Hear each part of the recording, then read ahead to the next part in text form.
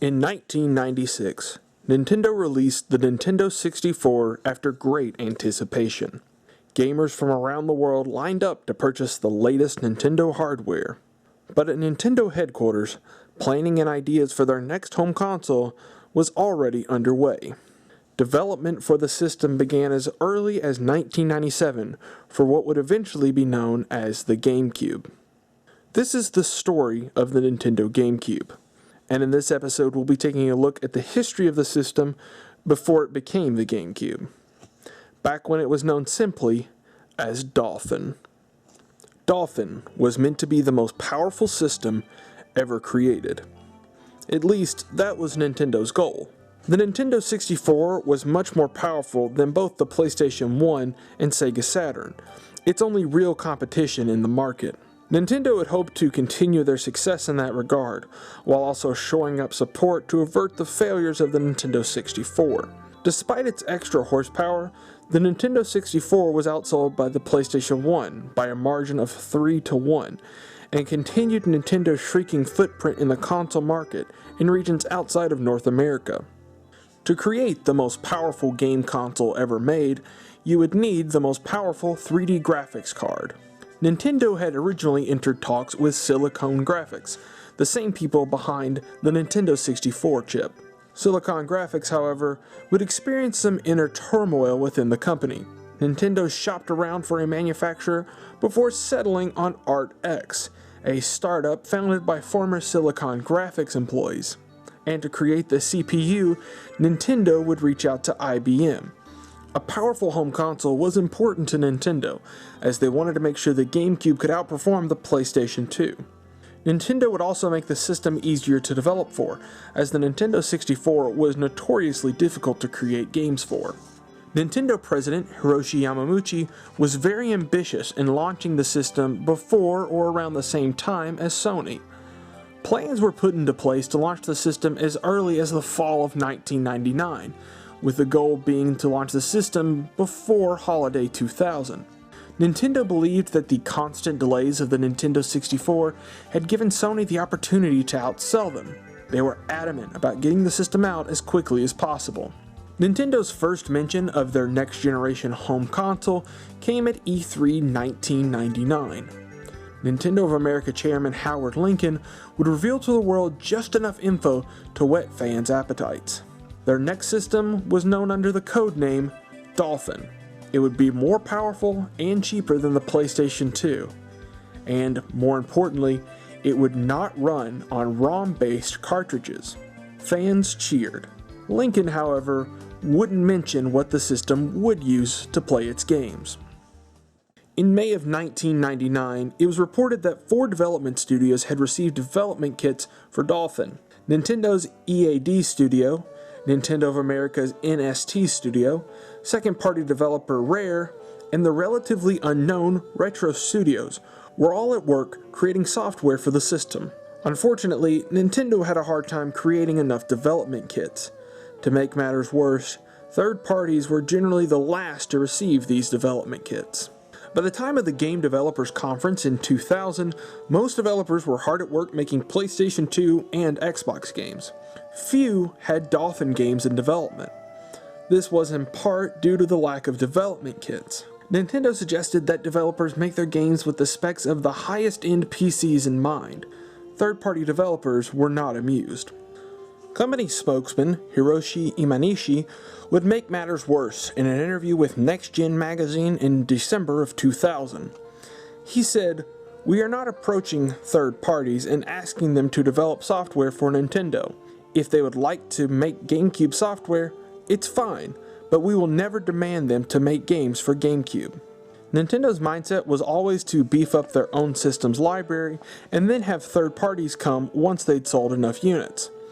While this thinking had worked in the past, it didn't apply as well in the modern landscape. Third parties often felt like second fiddles when it came to working with Nintendo, while Sony and Microsoft would treat them far better. Nintendo didn't like multi-platform games either.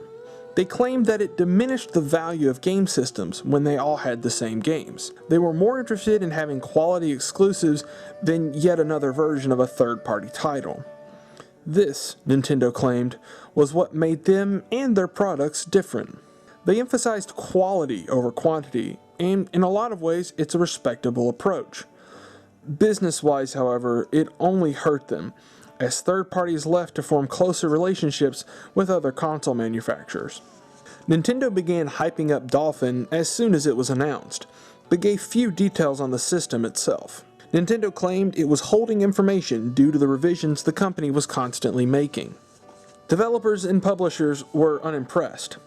Eventually, Dolphin would miss its holiday 2000 release, and it would once again see Nintendo being the last to launch a home console in the market. Nintendo would claim that there just wasn't enough software to launch the system. Instead, they encouraged players to purchase more Nintendo 64 games, and that the Dolphin would launch in 2001. Nintendo had created an interesting controller when crafting the Nintendo 64. Its three-pronged design was unusual, but its analog stick was revolutionary in the video game world. For Dolphin, Nintendo wanted to completely reinvent their controller and create one that was not only comfortable, but easy to use for everyone. Shigeru Miyamoto wanted to perfect the controller on Dolphin, and claims to have spent more time on its controller than any other Nintendo system. Miyamoto and his team would work for over 3 years on the controller. The controller would go on to become a Nintendo mainstay for 3 generations of gaming. During the 1990s, Nintendo held an annual event known as Space World. Space World 2000 would be when Nintendo officially revealed that Dolphin had become the Gamecube. Nintendo would present a highlight reel for upcoming titles for the Dolphin. While not every game made it out of the gate, none stood out more than a teaser for the Legend of Zelda series. Nintendo would showcase an older Link fighting Ganondorf in a dark and ominous location. Fans went wild for the teaser and eagerly awaited more information down the road. The most notable game at the event, however, was Mario 128, a prototype that Shigeru Miyamoto had been working on with his team at Nintendo EAD. The title was meant to showcase the power of the GameCube. They showcased changing platforms, as well as 128 different characters occupying the screen at once. The title would never be officially released, but its concepts would be carried over into later titles, such as Pikmin and Super Mario Galaxy. Nintendo didn't just experiment with software on the GameCube. Early design concepts showed multiple ideas that Nintendo would later revisit for future consoles. While Miyamoto and his team worked hard on the GameCube's controller, Factor 5 reportedly received early prototypes of a controller with motion controls. Nintendo would go further and file patents in the United States in September of 2001 for prototypes from a company called Gyration. The GameCube would never use motion controls, but Nintendo continued to explore the concept during the system's run. In 2003, Nintendo would file patents regarding tilt controls, featuring both the Nintendo GameCube controller as well as the Game Boy Advance. These tilt and gyration controls would eventually become a staple in Nintendo systems when they launched the Nintendo Wii. Nintendo even worked on creating stereoscopic 3D with the Nintendo GameCube.